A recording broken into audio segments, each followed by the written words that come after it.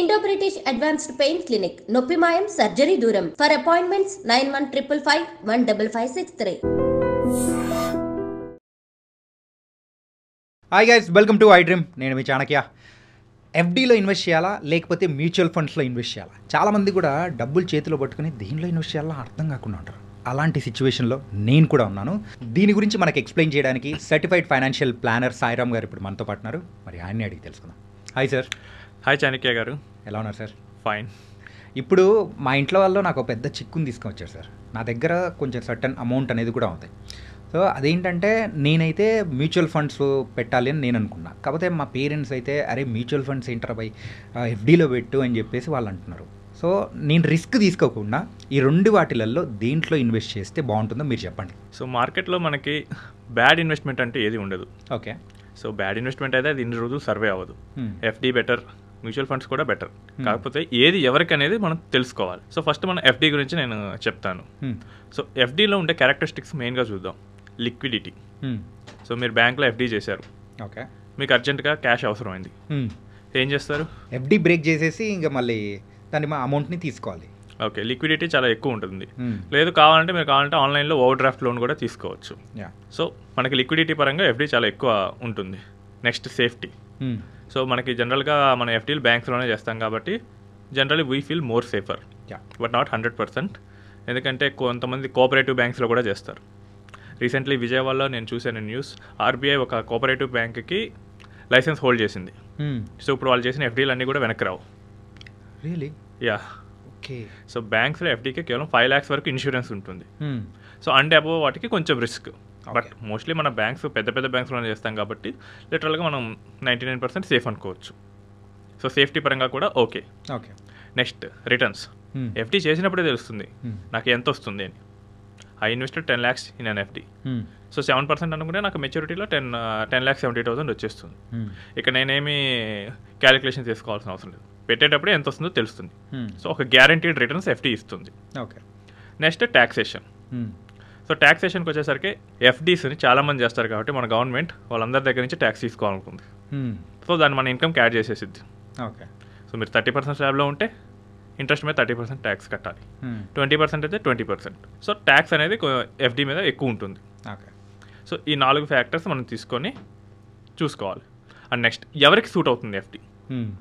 So who wants guaranteed returns and don't want capital loss. ఇది కూడా short టర్మ్కి. ఒక example ఏంటంటే నాకు నెక్స్ట్ 3 monthsలో నేను స్కూల్ ఫీజు కట్టాలి పిల్లలకి. I don't want to lose my capital. ఎక్కువ రిస్క్ కూడా నాకు వద్దు. నాకు ఎంత వస్తుందో తెలియాలి వెంటనే. 3 months తర్వాత ఎంత వస్తుంది నేను ఎఫ్డీ చేస్తే. ఓకే. సో ఇలాంటి కేసెస్లో మనం ఎఫ్డీ పెట్టచ్చు.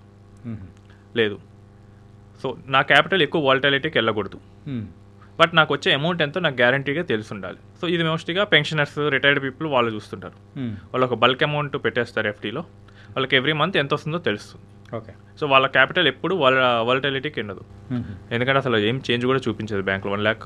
1 crore ఎఫ్డీ పెట్టేస్తే 1 crore ఎఫ్డీ అంటుంది. 1 lakh అయితే 1 lakh ఎఫ్డీ. ఎవ్రీ మంత్ మనకి అక్కడ అకౌంట్లో ఇంట్రెస్ట్ వేస్తారు అంతే. సో అప్స్ అండ్ డౌన్స్ అనేది అక్కడ చూపించదు. ఓకే. సో ఇలాంటి కేసెస్లో మనకి ఎఫ్డీ బెటర్ అవుతుంది. నెక్స్ట్ మ్యూచువల్ ఫండ్స్ వైపు చూద్దాం. మ్యూచువల్ ఫండ్స్లో లిక్విడిటీ. సో మీరు కనుక రిడెంప్షన్ పెట్టేస్తే కనుక 2 working daysలో మీకు అకౌంట్లోకి వచ్చేస్తుంది. ఓకే. సో ఇది కొంచెం బెటర్. అంటే మీకు ఎఫ్డీ బ్రేక్ చేస్తే ఇంకా ఫాస్ట్గా వస్తుంది, బట్ ఇక్కడైతే కొంచెం 2 working days వస్తుంది. So loan against mutual funds కూడా తీసుకోవచ్చు. ఓకే. సో మోస్ట్లీ మనకి 90% వరకు లోన్ ఇస్తాయి డిపెండింగ్ అపాన్ ద ఫండ్ బట్టి కంపెనీస్. ఓకే. నెక్స్ట్ వచ్చేసరికి రిటర్న్స్. ఇది మార్కెట్ లింక్డ్ రిటర్న్స్.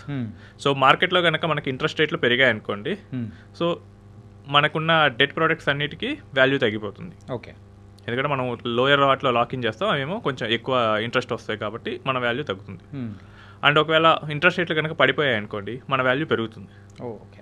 కరెంట్లీ మనమైతే ఇంట్రెస్ట్ రేట్లు పడిపోయే సినారియోలోనే ఉన్నాం. సో మనకి మార్కెట్ లింక్డ్ రిటర్న్స్ తీసుకున్నప్పుడు కొంచెం బెటర్, 1 or 2% ఎక్కువ రిటర్న్ రావచ్చు. నెక్స్ట్ వచ్చేసరికి సేఫ్టీ. సో ఇవి ఏంటంటే government of India bonds, state గవర్నమెంట్వి, AAA రేటెడ్ వాటిలో ఇన్వెస్ట్ చేస్తుంటాయి కాబట్టి they are more safer when compared to banks. Okay. అంటే మీరు చెప్పేదానికి తగ్గట్టు ఎఫ్డీ కంటే ఇక్కడ మ్యూచువల్ ఫండ్స్ అనేది కూడా ఎక్కువ సేఫ్టీ అనేది ఉంటుంది. Liquid mutual funds. Liquid mutual funds. Okay. So ఏంటంటే అవి మీకు గవర్నమెంట్ ఆఫ్ ఇండియా బాండ్స్లోనే ఇన్వెస్ట్ చేస్తాయి మోస్ట్లీ. సో గవర్నమెంట్ ఎప్పుడు డిఫాల్ట్ చేయదు, కావాలంటే కరెన్సీ ప్రింట్ చేసుకుంటుంది. ఓకే. సో అక్కడ డిఫాల్ట్ అనే క్వశ్చన్ ఉండదు. సో అలాంటి వాటిలో మనం ఇన్వెస్ట్ చేసినప్పుడు మన మనీకి కూడా ఎంత ఇన్వెస్ట్ చేసినా కానీ సేఫ్. ఓకే. నెక్స్ట్ వచ్చేసరికి ట్యాక్సేషన్. సో ఇది మన ఇన్కమ్కి అయితే యాడ్ అవ్వదు. Long term gains, short term gains కింద విడగొట్టుకుంటాం. సో లాంగ్ టర్మ్ ఉంటే కనుక మనకి 20% ప్రాఫిట్ మీద 20% మీద మనం ట్యాక్స్ కట్టాలి. Okay. Short term depends upon the persons profile.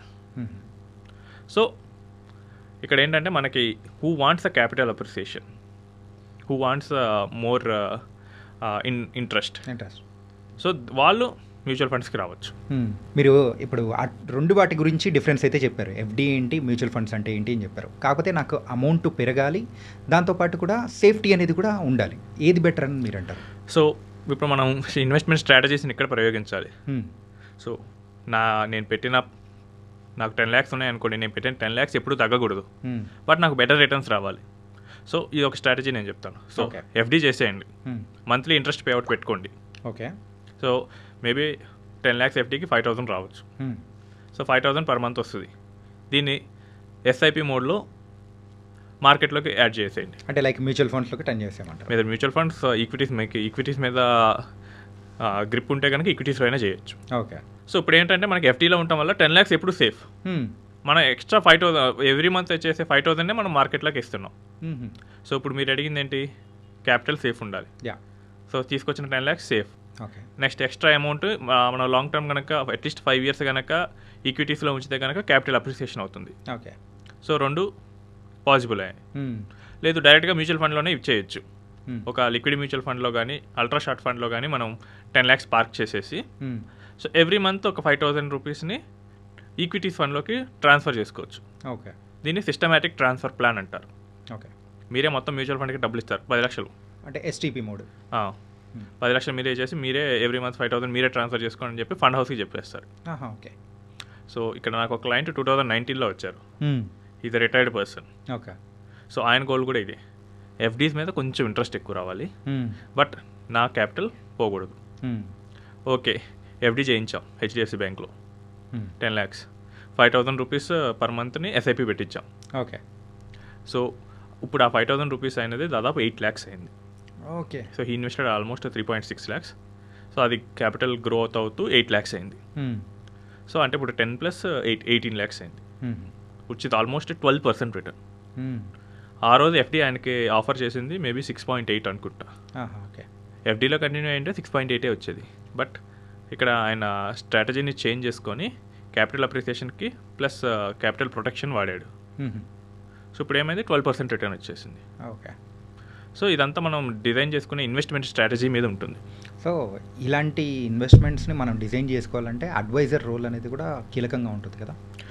మనకు వస్తే ఓకే, లేనప్పుడు మనం వేరే వాళ్ళ దగ్గరికి వెళ్ళి అడ్వైస్ తీసుకోవడంలో తప్పేమీ లేదు. సో మీ దగ్గరికి కూడా ఇలాంటి సలహాల కోసం కూడా బోల్డ్ ఎంతమంది కూడా వచ్చి ఉంటారు, ఎందుకంటే మీరు సర్టిఫైడ్ ఫైనాన్షియల్ ప్లానర్. సో ఇలాంటి వాళ్ళు ఇన్ ఇయర్లో ఎంతమంది టచ్ అవుతూ ఉంటారు మీకు? మనకి డైలీ కాల్స్ అయితే అసలు లెక్కే ఉండదు, 15 to 20 వస్తుంటాయి మన కస్టమర్ కేర్ టీమ్కి. నెక్స్ట్ నా దగ్గరికి అట్లీస్ట్ 2 to 3 persons అయితే వస్తుంటారు. ఓకే. సో వాళ్ళకున్న క్యాష్ ఉంది, ఎలా ఇన్వెస్ట్ చేయాలి, వాళ్ళకి ఇష్యూ ఏంటి, రేపు ఫ్యూచర్లో ఎలా హ్యాండిల్ చేయాలని చెప్పేసి. సో టిల్ టుడే లాస్ట్ 2 yearsలోనే నేను ఆల్మోస్ట్ ఒక 1000 families మాట్లాడాను. Wow, super. అండ్ ఇక్కడ మెయిన్గా వచ్చింది ఏంటంటే పర్సంటేజ్ వైజ్లో ఒక్కసారి నాకు చెప్తారా, ఏంటంటే ఎఫ్డీలో ఎంత పర్సంటేజ్ వస్తుంది, ఇక్కడ మ్యూచువల్ ఫండ్స్లో మనం పెట్టినప్పుడు ఆ పర్సంటేజ్ అనేది ఎంత వస్తుంటుంది ఒకసారి? సో మనకి ఇక్కడ ఎఫ్డీస్లో పెట్టినప్పుడు మనకి రేట్ ఫిక్స్డ్ ఉంటుంది. ఓకే. సో ఇప్పుడున్న ప్రెజెంట్ రేట్ ప్రకారం చూస్తే కనుక 7%. మీరు 10 years ఎఫ్డీ చేసేసారు, సో 7% వచ్చేస్తుంది. 10 years తర్వాత 20 lakhs వస్తుంది. ఓకే. సో అదే మీరు ఎస్టీపీ మోడ్ కానీ లేదా ఎఫ్డీ పెట్టేసి ఎస్ఐపి కానీ వచ్చారనుకోండి, సో మీకు అట్లీస్ట్ 12% వస్తుంది.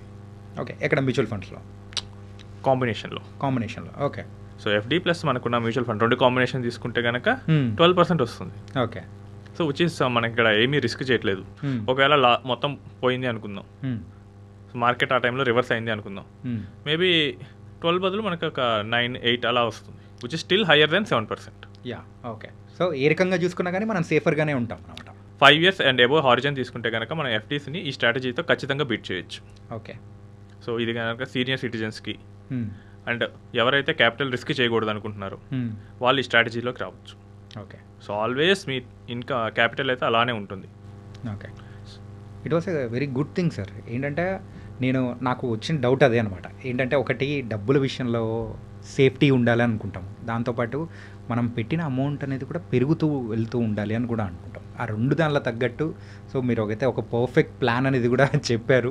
ఎస్టీపీ మోడల్లో అయితే ఇక్కడైతే మనం ఎఫ్డీలో ఇన్వెస్ట్ చేసిన తర్వాత ఆ వచ్చే అమౌంట్ని డైరెక్ట్ అక్కడ మ్యూచువల్ ఫండ్స్లోకి మనం పెట్టుకున్నాము అంటే సో అది మనం రిస్క్ లేకోకుండా హ్యాపీగా సేఫ్టీకి సేఫ్టీ అండ్ గ్రో అయ్యేదానికి గ్రో అవుతున్నట్టు చాలా చక్కగా చెప్పారు సార్.